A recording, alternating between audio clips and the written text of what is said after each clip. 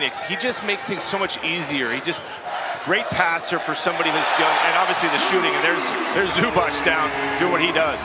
Powell has it spin out on the three-point try, shooting 45% on the season for three. Martin, nice move, getting past James Harden, and it's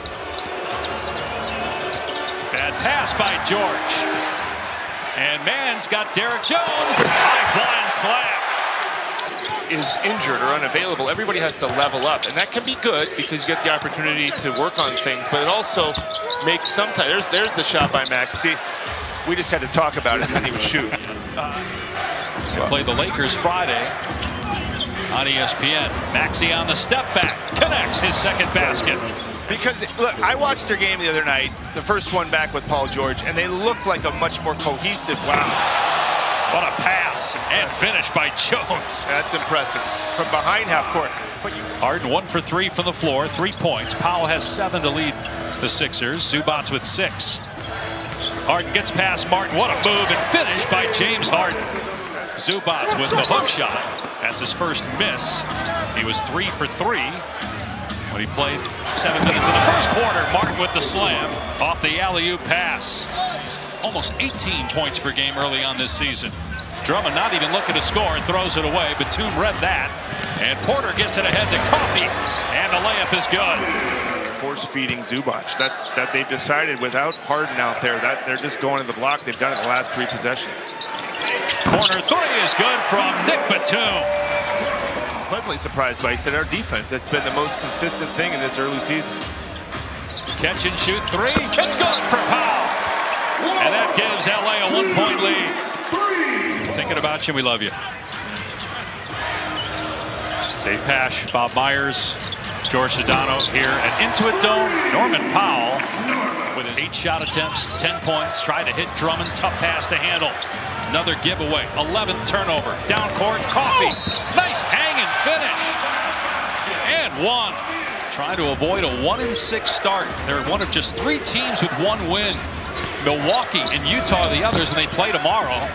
That's Oubre off the window. Are you surprised? You mentioned the injuries for Philadelphia, part of their 1-6 or 1-5 start, as Zubac gets the slam. Milwaukee. Got it. Here's Powell with the floater. Boy, Norman Powell. Here's Harden, just 2 for 8 from the field, 5 points. Looking to shake Martin. Spinning into a double. They work it to Derek Jones. Lets it fly. It's good. Swishing home a 3. 3-time All-Star in his 5 years here. And he hits the 2. Get Philly within 1. On both sides. And the Sixers have really struggled to rebound, and he even helps them in that category. And Maxey's a better version of himself. He doesn't have to do so much with Paul George out there. Harden. And that's why he's been able to play him 30, 35 minutes now. Maxey gets past Jones. Oh, great shot off the glass. Finishing through contact. He's got 12. Adjustments at the half. He just said that they're playing lethargic, he felt like, and they need to do a better job on the glass. When I asked him about James Harden's play, 2 for 10 in the first half. As you see. Spent the last 5 years here with the Clippers, so it's his first game back. Grew up in Palmdale. About an hour north of here. 3 goes for Norm Powell. That's his 4th triple. He looks so comfortable. 1 to shoot. Oubre had to put it up. Missed the 3. Rebound Zubac. Oh, what a move by Terrence Mann. And a timeout by Philadelphia. NBA superstars, a lot of them aren't as easy. And Paul George is the rare one that kind of, look, whatever you need me to do. That's his first miss from behind the arc.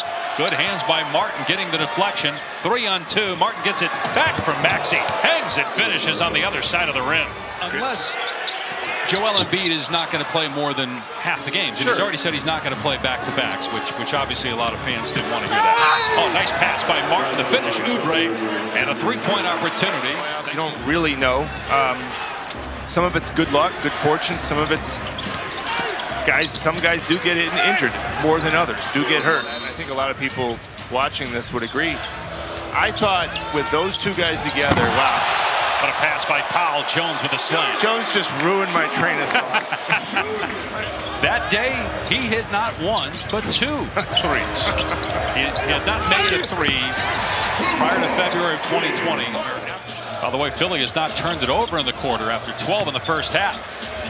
Harden's 3 is there. His first triple of the game. That pushes the lead back to 9, matching the Clippers' largest. Working on Maxey. Dunn fires to Porter. Hang and score, plus a foul. 3-point chance for Kevin Porter Jr. And the lead is 12. George has played a lot of minutes already in this game. And again, it's just his second game back. Porter finds Dunn, who puts it in. He's doubled, gives it up to Coffey in the middle of the lane. 2 to shoot. Dunn soars to the rim and slams it before time expires on the shot clock. Over Philly in that quarter, 70% shooting almost. The Clippers in the third. Paul George gets a basket to start the fourth, but Batum answers on the other end. Marvin Webster, downtown Freddie Brown, Gus Williams, Dennis Johnson, Paul Silas, Bruce Seals, Jack Sigma, great team, ended up making the finals. If you watch them, they just haven't figured out how to play off each other yet. And again, that's a lot of new guys. It's going to take a little time. Powell almost traveled. Here's a 3 from Coffey. Yeah, Dave, Bob, unfortunately for the Sixers, more bad news on the injury front. Tyrese Maxey, right hamstring soreness, will not return to this game. So as George Sedano just reported, Tyrese Maxey done for the day with a hamstring injury. And imagine it happened around there. That was with about 2 minutes and 20 seconds to go. See him hobbling a bit coming up the floor, and then after the timeout is called, grabbing the right hamstring on his way to the bench. Yeah, and they really turned it on. About halfway through the third, they just turned it on and started getting stop after stop. Good play there by McCain. And Oubre with the easy 2.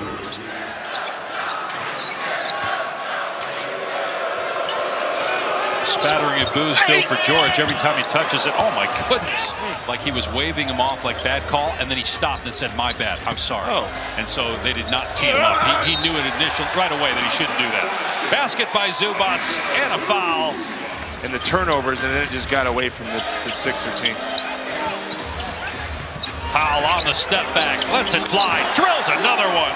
So his first game back is the first night of a back-to-back. So we're assuming if he plays against the Knicks, he's not going to go the next night against Cleveland, which, by the way, is the only undefeated team left in the league. Again, you go through times in each season, you do. Every team does, where you have some adversity. I don't care what team you're on or how good you are or how hard it is. And you just got to fight your way out of it. Even from a guy who's not dressed in Kawhi Leonard. And the Clippers on their way to a 4-4 record, doing this without Kawhi, who is out indefinitely with a knee injury. This season, I mean, they're going to get to 500, and they're proving to be a very, very good defensive team. A.J. Martin with the floater. I just, win, lose, whatever it is, but you don't never get to understand a team's true potential when guys are hurt in the playoffs. It's so hard to know. You play the whole season. Kawhi, so it looks like the first time this year the Clippers will hold their opponent under 100, although maybe I should have waited to say that. Basket by McCain and a foul. Status yet for Friday. Paul George played his second game as a member of his new team at 18 points, but it was nowhere near